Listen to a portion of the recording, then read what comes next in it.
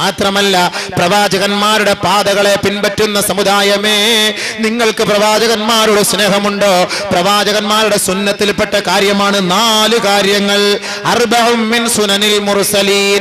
4 കാര്യം പ്രവാചകന്മാരുടെ ഐച്ഛികമാണ്, സുന്നത്തുകളാണ്. ഒന്നാമത്തത് അൽ ഹയാ, ലജ്ജ. പ്രവാചകന്മാരുടെ സുന്നത്ത്, പ്രവാചകന്മാരുടെ സ്വഭാവത്തിൽപ്പെട്ടതാണ് ലജ്ജ. ലജ്ജ ഇല്ലാത്തവൻ പ്രവാചകന്മാരുടെ പരമ്പരയിൽ പെട്ടവനുമല്ല, ഈമാൻ ഇല്ലാത്തവരുമാണ്. സഹോദരിമാരെ നിങ്ങൾക്കും, സഹോദരന്മാരെ നിങ്ങൾക്കും. സഹോദരിമാരുടെ ലജ്ജയുടെ അർത്ഥം പറയുമ്പോ എന്താ പറയാ? എങ്ങനെ ഒരുപാട് പറയാനുണ്ട്. അന്യ പുരുഷന്മാരുടെ ഇടയിൽ കൂടെ കയറിയെന്ന് തലയിൽ തട്ടവിട്ട് ഫുൾ കൈ വിട്ട് പട്ടുറുമാല് ആടാൻ വേണ്ടി മുസ്ലിം സമുദായത്തിലെ സഹോദരിമാര് തയ്യാറാകുമ്പോ മനസ്സിലാക്കിക്കോ, നിനക്ക് ലജ്ജയില്ല എന്നുള്ളത്. നിന്നെ ആര് കെട്ടിക്കൊണ്ട് പോകുന്നോ മനസ്സിലാക്കിക്കോ, അടുത്തവനുമായി അവൾക്ക് തീർച്ച ബന്ധമുണ്ടായിരിക്കും.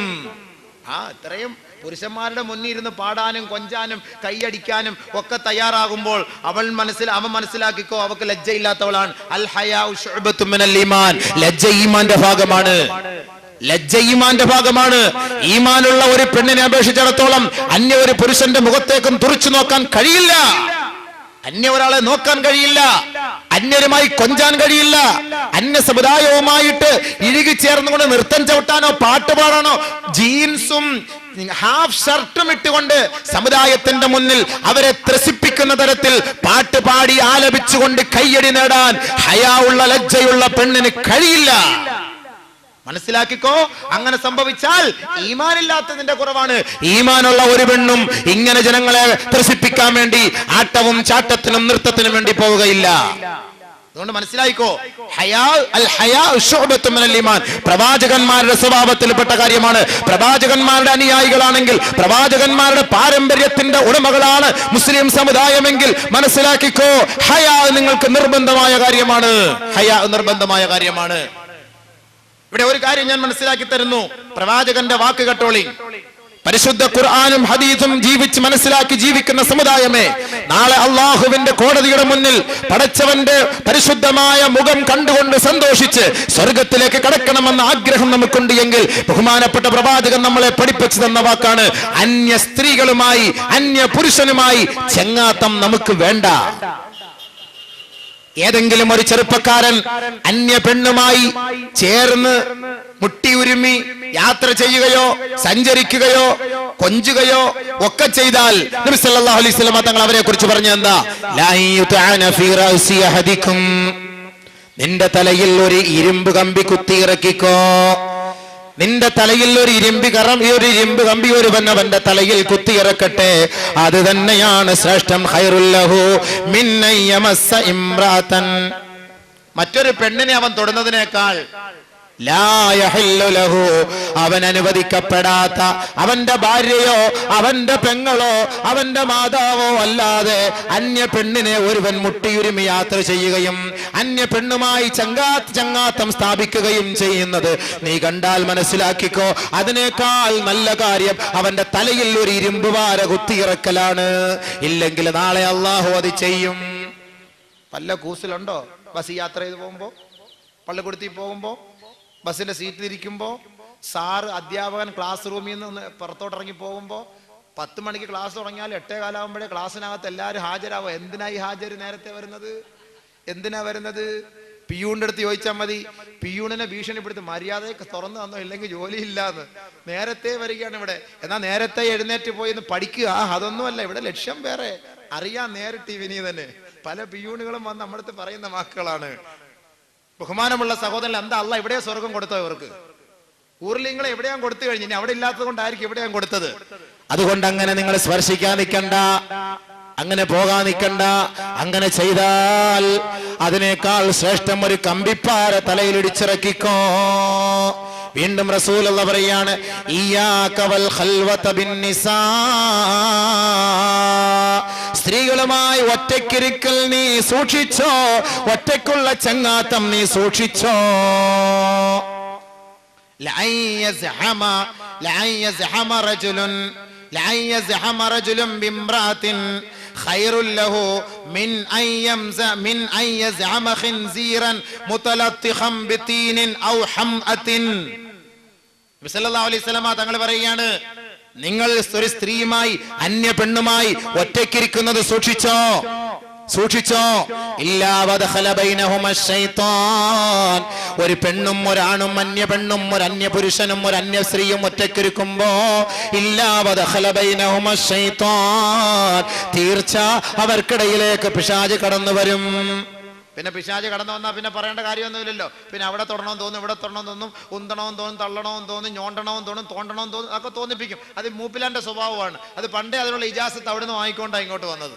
അതുകൊണ്ട് അങ്ങനെ ഒറ്റയ്ക്ക് ഇരിക്കല്ലേ. ഒറ്റയ്ക്ക് ഇരുന്നാൽ ചിലപ്പോൾ സംഭവിച്ചു പോകും. ഒറ്റയ്ക്ക് ഇരിക്കാതിരുന്നാൽ പ്രശ്നമില്ല. റസൂലുള്ളാഹി സ്വല്ലല്ലാഹു അലൈഹി വസല്ലമ തങ്ങൾ പറഞ്ഞു, ഇത് നീ അനുസരിക്കാതെ എങ്ങാനും ഒരു പെണ്ണുമായി ഒറ്റയ്ക്കിരുന്നാൽ അതിനേക്കാൾ ശ്രേഷ്ഠമാണ് സഹോദര മാലിന്യ കൂമ്പാരത്തിൽ മാലിന്യ ജലത്തിൽ കിടന്ന് കളിച്ചുകൊണ്ടിരിക്കുന്ന പന്നിയുണ്ടല്ലോ, പന്നി. ആ പന്നികളെ നീ കെട്ടിപ്പിടിക്കൽ, ആ പന്നിയുമായി ചങ്ങാത്തം സ്ഥാപിക്കലാണ് അവന് ഖൈറെന്ന് സയ്യിദുനാ റസൂലുള്ളാഹി സ്വല്ലല്ലാഹു അലൈഹി വസല്ലം. പന്നി എന്ന് പറഞ്ഞാൽ തന്നെ നമുക്ക് വെറുപ്പ്, ഛർദ്ദി വരും. പിന്നെ പന്നി അടുക്കലേക്ക് പോലോ, പിന്നെ പന്നിയെ തൊടലോ. റസൂലുള്ളാഹി സ്വല്ലല്ലാഹു അലൈഹി വസല്ലം തങ്ങൾ പറഞ്ഞ വാക്ക്, അന്യ ഒരു പെണ്ണുമായി ഒരുത്തൻ ചങ്ങാത്തം സ്ഥാപിച്ചാൽ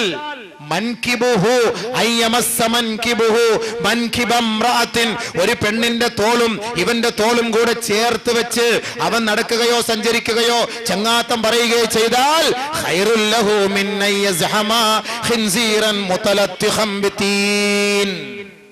അഴുക്ക് ചാലിൽ കിടന്ന് കുളിച്ചുകൊണ്ടിരിക്കുന്ന പന്നിയുടെ കൂട്ടത്തിൽ പോയി അതിനെ കയറി ചേർന്ന് പിടിക്കലാണ് ഇവന് നല്ലത് എന്ന് റസൂലുള്ളാഹി സ്വല്ലല്ലാഹു അലൈഹി വസല്ലം തങ്ങൾ പറഞ്ഞു. അപ്പൊ മനസ്സിലായല്ലോ, ഏകദേശമൊക്കെ മനസ്സിലായല്ലോ. ഇനി നാളെ എങ്കിലും ബസ്സിൽ പോകുമ്പോൾ ശ്രദ്ധിച്ചോളി. അല്ലാഹു തആല കാര്യം മനസ്സിലാക്കാൻ തൗഫീഖ് നൽകുമാറാകട്ടെ. അപ്പൊ അറിയാതെ നമ്മളൊക്കെ ചെയ്തു പോയെങ്കിൽ തൗബ ചെയ്തോ, അറിയാതെ ചെയ്തു പോയെങ്കിൽ തൗബ ചെയ്യുക. ബഹുമാനമുള്ള സഹോദരങ്ങളെ, അതുകൊണ്ട് ഹയാ ഇല്ലാത്തവനാണ് ഇതൊക്കെ ചെയ്യുന്നത്. ഹയാ അത്യന്താപേക്ഷിതമാണ്. ഹയാ ഉണ്ടെങ്കിൽ ഇങ്ങനെയൊക്കെ ചെയ്യുവോ? എങ്ങനെങ്കിലും ബൈ ചാൻസില് പിടിച്ചു, ആരെങ്കിലും കണ്ടു, അത്രയും പേരുടെ മുന്നിലിട്ട് ജനങ്ങൾ ഇവനെ അടിക്കുമ്പോ ഒന്ന് ആലോചിച്ച് ചോദിക്കണം, ലജ്ജ ഉണ്ടെങ്കിൽ ചെയ്യുമോ? അതുകൊണ്ട് ഹയാ പ്രവാചകന്മാരുടെ പാരമ്പര്യമാണ്, അവരുടെ സ്വഭാവമാണ്. അർബഉം മിൻ സുനനിൽ മുർസലീൻ, 4 കാര്യം പ്രവാചകന്മാരുടെ സ്വഭാവ വിശേഷണങ്ങളിൽ പെട്ടതാണ്. ഒന്ന് അൽ ഹയാ, മറ്റൊരു റിവായത്തിൽ അൽ ഹന്ന എന്ന് വരുന്നുണ്ട്, മൈലാഞ്ചി പുരട്ടുക. മൈലാഞ്ചി പുരട്ടല് അത് സുന്നത്താണ്. നരച്ച താടിയൊക്കെ മൈലാഞ്ചി പുരട്ട്. നിങ്ങൾ നരച്ച താടിയൊക്കെ ഡൈ ചെയ്യാതെ, നരച്ച താടി ഡൈ ചെയ്യാതെ മൈലാഞ്ചി പുരട്ട് സുന്നത്താണ്. സഹോദരിമാരെ, ക്യൂടെക്സ് പുരട്ടാതെ നിങ്ങൾ മൈലാഞ്ചി പുരട്ട്, അത് സുന്നത്താണ്. അതും പ്രവാചകന്മാരുടെ സ്വഭാവത്തിൽപ്പെട്ട കാര്യമാണ്. രണ്ടാമത് സിവാക്ക്, പല്ല് തേക്കൽ, മിസ്വാക്ക് ചെയ്യൽ പ്രവാചകന്മാരുടെ സുന്നത്തിൽപ്പെട്ട കാര്യമാണ്. പല്ല് തേക്കി അത് ആര് പഠിപ്പിക്കണം? പക്ഷെ എന്റെ പ്രവാചകൻ ചെയ്തതാണ്, പ്രവാചകന്മാര് ചെയ്തതാണ് എന്ന ഒരു ഈമാനോടെ വിശ്വാസത്തോടെ നീ പല്ല് തേച്ചാൽ തീർച്ച നിനക്കതിന് കൂലിയാണ്. പ്രവാചകന്മാരുടെ ശഫാഅത്തിന് നീ അർഹനാണ്. അതുകൊണ്ട് ഒളു എടുക്കുമ്പോ ഒന്ന് പല്ല് വെച്ചോളി, ഒരു സുന്നത്തായ കാര്യമാണ്. ചിലർ കൈ കൊണ്ട് കൊട്ടിച്ചേക്കുക, അതിനേക്കാൾ നല്ലത് നിങ്ങൾ അതിനുള്ള അറാക്ക് അല്ലെങ്കിൽ അതുപോലുള്ള കമ്പുകളും കാര്യങ്ങളൊക്കെ ഉണ്ട്, അതൊക്കെ വെച്ചൊരു പല്ല് വെച്ചോ. ഒരു സുന്നത്ത് കളയുന്നതിന് നബി സല്ലല്ലാഹു അലൈഹി വസല്ലം തങ്ങൾക്ക് ഫർളാണ്, നമുക്കത് സുന്നത്താണ്. അതുകൊണ്ട് ആ സുന്നത്ത് ഹയാത്താക്കി, അത് പ്രവാചകന്മാരുടെ സുന്നത്താണ്. നമ്മൾ നേരം വെളുക്കുമ്പോൾ പല്ല് വയ്ക്കും. ചില പെണ്ണുങ്ങൾ ഒരു ദിവസം 5 പ്രാവശ്യം പല്ല് വയ്ക്കും. രാത്രി കിടക്കാൻ നേരത്തും പല്ല് വയ്ക്കും, നേരം വെളുത്ത് എഴുന്നേൽക്കുമ്പോഴും പല്ല് വയ്ക്കും, ചായ കുടിച്ചാലും ബിസ്ക്കറ്റ് തിന്നാലും ഒക്കെ പല്ല് വയ്ക്കും. പ്രവാചകന്റെ സുന്നത്താണെന്ന നീയത്തിൽ മോളെ നീ അങ്ങനെ ചെയ്യണേ, എങ്കിൽ സുന്നത്തിന്റെ കൂലി നിനക്ക് കിട്ടും. മൂന്നാമത് അത്രൊന്നും പൂശൂല. പാശ്ചാത്യന്മാര് ആൽക്കഹോള് കയറ്റിവിട്ട സാധനങ്ങൾ കൊണ്ടുവന്നിട്ടാ ഇങ്ങനെ അടിച്ചിട്ട് പള്ളിയിൽ പോവുക. അത്ര പൂശുകാർ നബി സല്ലല്ലാഹു അലൈഹി വസല്ലം തങ്ങളുടെ ഹദീസിൽ കാണാം. നബി തങ്ങൾ വീട്ടിന് വേണ്ടി എത്ര പൈസ ചെലവ് ചെയ്യുമോ അത്രയും പൈസ അത്ര വാങ്ങിക്കുന്നതിന് വേണ്ടി ചെലവ് ചെയ്യും. അതാണ് അത്ര നല്ല പൂഷണം. ചില അത്ര നല്ല പൂഷണം വില കുറഞ്ഞ ആൾക്കാർ വായിക്കും, 15 രൂപയ്ക്ക് കിട്ടും, മയ്യത്തിന് വേണ്ടി പുരട്ടുന്നതാ. ലാസ്റ്റ് ഘട്ടത്തിൽ വാപ്പാക്ക് കൊടുക്കുന്ന സമ്മാനം എന്താ? വാപ്പാടെ മയ്യത്ത് പൊതിയുമ്പോ അത്ര ഒരു കടയിൽ പോയി ഏറ്റവും കുറഞ്ഞ അത്ര ഏതാ? 15 രൂപയുടെ അതിലൊരു ഡസം ഇങ്ങട് എല്ലാം കൂടെ കൊണ്ട് പൊട്ടിച്ച് വാപ്പാടെ മണ്ടയിലോട്ട്. എന്തായാലും അവസാനം പോവല്ലോ. 15 രൂപയുടെ എങ്കിലും വാപ്പായ്ക്ക് ഒരു സഹായം ചെയ്തില്ലെങ്കിൽ പിന്നെന്താ? ബഹുമാനമുള്ളവരെ, അറബികൾ പരിശുദ്ധമായ കഅബ ഷരീഫിന്റെ ഹജറുൽ അസ്വദ്, ആ ഖിൽഅ, അതിന്റെ മൂടുപടം അവിടെയൊക്കെ പുരട്ടാൻ വേണ്ടി, തേക്കാൻ വേണ്ടി 100 കണക്കിന് റിയാലുകൾ വിലയുള്ള കുറച്ച് ഒരു മില്ലിക്കൊക്കെ 100, 200, 500 റിയാലുകൾ വിലയുള്ള ഊദ്, ഏറ്റവും വില കൂടിയ അത്തറാണ് വാങ്ങിക്കൊണ്ട് പുരട്ടുന്നത്. ലക്ഷക്കണക്കിന് പാവികൾ വന്ന് ഹജറുൽ അസ്വദ് മുത്തുമ്പോൾ എത്രയോ പേര് ചൂട് കൊണ്ട് സഹിക്കവയ്യാതെ ആ ചൂടത്ത് വിയർത്ത് ഒലിച്ച് ആ ഹജറുൽ അസ്വദ് മുത്തുമ്പോൾ വിയർപ്പിന്റെ ദുർഗന്ധം നമുക്ക് വമിക്കും. ആ വിയർപ്പിന്റെ ദുർഗന്ധം നമുക്ക് ആസ്വദിക്കാൻ കഴിയും. നമുക്ക് ദുർഗന്ധം നമുക്ക് അസഹ്യമായി തോന്നും. പക്ഷേ ആ അസഹ്യതകളെയെല്ലാം തള്ളിക്കൊണ്ട് ഊദിന്റെ സുഗന്ധം നമുക്ക് ആസ്വദിക്കാൻ കഴിയും. ആ ഊദ് പുരട്ടിയ ഹജറുൽ അസ്വദിൽ പോയി മുത്തുമ്പോൾ ശേഷം നമ്മളൊന്ന് പോയി മുത്തിയാൽ എത്ര ദുർഗന്ധം വമിക്കുന്ന ഒരു വ്യക്തിയാണ് ഹജറുൽ അസ്വദ് മുത്തുന്നതെങ്കിൽ ശേഷം നമ്മളൊന്ന് മുത്തിയാൽ നല്ല മണവാണ്.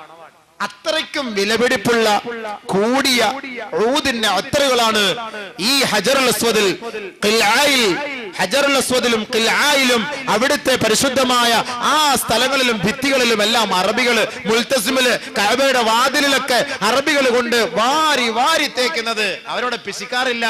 നമ്മളാണെങ്കിൽ ഇവിടുന്ന് 10 രൂപയുടെ മജുമായി മേടിച്ചോണ്ട് പോകും. എനിക്കൊരു നെയ്യത്താണ് കഅബയുടെ മൂടുപടത്തിൽ ഇത് അത്ര വരട്ടണം എന്ന് പറഞ്ഞിട്ട്. ആരെല്ലാം 100 രൂപ 100 എന്ന് പറഞ്ഞാൽ സ്വീകരിക്കോ? 100 രൂപയ്ക്ക് ഒരു അത്ര നമ്മൾ വാങ്ങിക്കോ? അത്ര പരട്ടി പള്ളിയിൽ വാ. സുബഹിക്കൊക്കെ കിടന്ന കിടപ്പിൽ എഴുന്നേറ്റ് പല്ലും തേക്കാതെ പള്ളിയിൽ വരും. വൈരിൽ മഗ്ദൂബി അലൈഹിം വലദ്ദാലിൻ എന്ന് പറയുമ്പോൾ ഇമാം ആമീൻ എന്ന് പറയുമ്പോൾ വായിന്ന് അല്ലാഹു, അങ്ങോട്ട് മലക്കക്ക് ആമീൻ പറയാൻ പറ്റൂല, ഇങ്ങോട്ട് മലക്കക്ക് ആമീൻ പറയാൻ പറ്റൂല. അതുകൊണ്ടാ പള്ളിയിൽ വരുമ്പം പല്ല് വെച്ചിട്ട് വരണം എന്ന് പറയുന്നത്. ബീഡി വലിക്കൽ, എത്ര സഹോദരന്മാർ ബീഡി വലിക്കുന്ന സുഹൃത്തുക്കളെ. ഉമ്മു സൽമ റളിയല്ലാഹു അൻഹ റിപ്പോർട്ട് ചെയ്യുന്ന ഹദീസിൽ കാണാം, നഹൻ നബി സല്ലല്ലാഹു അലൈഹി വസല്ലം അൻ കുല്ലി മുഫ്തിരിൻ വ മുസ്കിരിൻ, എല്ലാ ബലഹീന ഉണ്ടാക്കുന്നതും ശരീരത്തിന് ബലഹീനത ഉണ്ടാക്കുകയും അതേപോലെ ശരീരത്തെ നശിപ്പിക്കുകയും അതേപോലെ ലഹരി ഉണ്ടാക്കുന്നതുമായ സകലമാന വസ്തുക്കളും നബി സല്ലല്ലാഹു അലൈഹി വസല്ലം തങ്ങൾ നിരോധിച്ചിരിക്കുന്നു എന്ന് ഉമ്മു സൽമ റളിയല്ലാഹു അൻഹ പറയുന്ന അടിസ്ഥാനത്തിൽ ബഹുമാനമുള്ളവരെ, പരിശുദ്ധ ഖുർആനിലും വലാ തുൽഖൂ ബി ഐദീകും ഇല തഹ്ലുക, നാശത്തിലേക്ക് നിങ്ങളുടെ കൈകൾ കൊണ്ടിടല്ലേ എന്ന് പറഞ്ഞ ഖുർആനിന്റെ അടിസ്ഥാനത്തിലും വഹയഅമുറുഹും ബിൽ മഅറൂഫ് വയൻഹാഹും അനിൽ മുൻകർ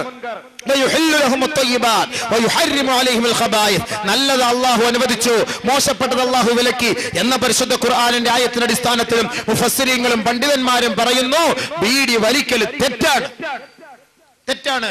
ഈ ബീഡി വലിച്ചു പള്ളിയിൽ വരുന്ന സഹോദരൻ ആമീൻ എന്ന് പറഞ്ഞ് വായൊന്ന് തുറന്ന എന്തായിരിക്കും അവസ്ഥ? അപ്പൊ അതുകൊണ്ട് നിങ്ങൾ വലിച്ച സഹോദരങ്ങളെ പല്ല് നല്ല പോലെ തേച്ചിട്ട് വരണേ. ഭാര്യമാർ അടുക്കലിൽ പോയി കിടക്കുമ്പോൾ നിങ്ങൾ ഈ ബീഡിയും വലിച്ച് കട്ടൻ ബീഡിയും വലിച്ചിട്ട് എങ്ങനെ പോയി കിടന്നുറങ്ങും, സംസാരിക്കും? നാറ്റമടിക്കൂലേ? അതുകൊണ്ട് അള്ളാഹുടെ മുന്നിലാ വരുന്നത്. അള്ളാഹുവിന്റെ മുന്നിൽ വരുമ്പോൾ നിങ്ങൾ പല്ല് തേച്ച് അത്തറ് പൂശി നല്ല വസ്ത്രങ്ങൾ ധരിച്ചുകൊണ്ട് പള്ളിയിലേക്ക് വരിൻ.